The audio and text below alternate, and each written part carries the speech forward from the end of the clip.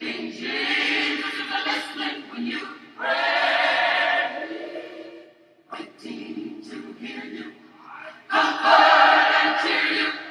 King Jesus is listening when you pray. King Jesus is listening when you pray.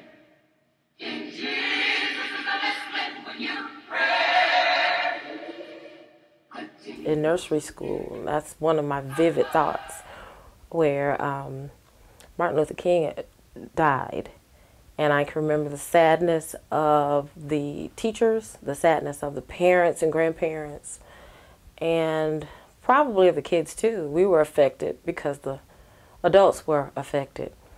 And then I can remember a memory a week after where they had us all sit crisscross applesauce like we do in pre-K. And we watched the funeral procession of Martin Luther King on television. It was an old black and white set. And I remember the ladies who were over our nursery school. They were elderly ladies, well, 60 plus.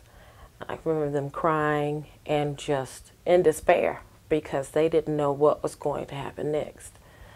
I do remember the ill feelings when we walked in department stores in certain sections, especially going into Loveman's and Pazit's. I don't know why those stores stand out, but I can remember the white ladies looking at my mom and looking at myself and my sister saying, "What are you doing here? Why are you shopping here?" And I can remember the thickness in the air. Nothing really being said between my mom and the clerk, but you just knew. And my mother is one of those people where you can say something if you want to. You just step. I personally think integration was a great thing because it gave blacks an opportunity to understand the world as a whole. We seem to think that our world was wherever we were because we were so restricted. But integration opened up our community quite a bit. And I would say so for the whites as well. It opened up their world and what we had lived through and our beliefs and our spirituality. You know, as far as integration is concerned, we came along at a time when most of the major stuff had happened. You know, because of our age. My sisters and cousins were the ones that went downtown and was hose pipes and that type of thing. But my generation, we really didn't experience that. What we experienced was once integration happened, us having to go into schools such as Phillips. And I remember vividly going in Phillips in the 9th grade, you know, maybe 30 or 40% of my class was white the first year.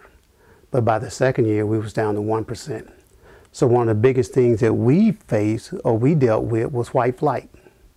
When I moved into the neighborhood that we moved in, and we moved into that neighborhood in 1969, probably maybe 40% was white. But within a couple of years, it was predominantly black. We was probably like 95% black. So we experienced white flight in a lot of ways. One of the other things that we experienced is not only we experienced white flight, but programs at the school. I remember when I first got to high school, we had basketball, football, but we also had tennis and we had golf and all sorts of programs. But by the end of the second year, they had taken away the tennis, they had taken away the bowling, they had taken away most of those programs, and we were left with just your basic programs, which were your basketball, football, baseball. Phillips was a little different in the sense that we did still have soccer and we had wrestling, but most of the inner city schools didn't have those programs.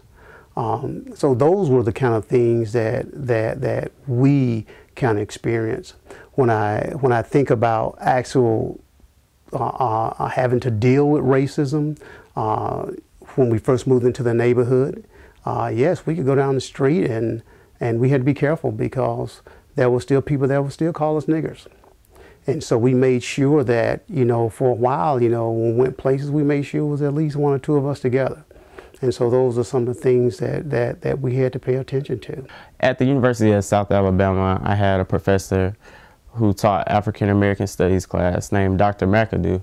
And in her class, we really learned a lot about what had been done, for the opportunities that we have today. So I really came away from the class with a sense of gratefulness, for the things that people that I've never met or seen did, and especially in my generation, I feel like, we take for granted a lot the opportunities that we have, and we sometimes don't even take full advantage of the opportunities we have, almost because we don't appreciate them like we should. I mean, just the fact that we can get college education so easily is not something that should be taken for granted. I don't take it for granted, definitely, the fact that I could attend the university of my choice, or, work at the place of my choice, live at the place of my choice, eat, at the restaurant that I want to. And so I think we definitely owe our ancestors a lot for, giving us these opportunities that we have now. I was thinking about a Black history figure, and it was really hard to kind of pick one because there are so many. You have Martin Luther King, you have Malcolm X, Sojourner Truth, all these different people. And I had to just kind of bring it home, which was my family. And the one person that stuck out the most to me, while there are so many people that mean so much, the one that stuck out the most to me was my grandmother, Edwards and Wright. She was born in 1918 and passed away December 2011.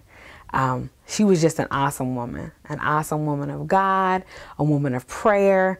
I remember being younger, listening to her pray at night. And I promise you, I never thought anybody could pray past 10 minutes. Granny, I feel like she used to fall asleep, wake back up, and pray a little more. So, I always heard her pray, always encouraging, always putting family first, and telling you to love everyone. Anyone that came to visit our family, anyone that came on the holidays, they were family. There was no separation. And that was something I always learned from her as well.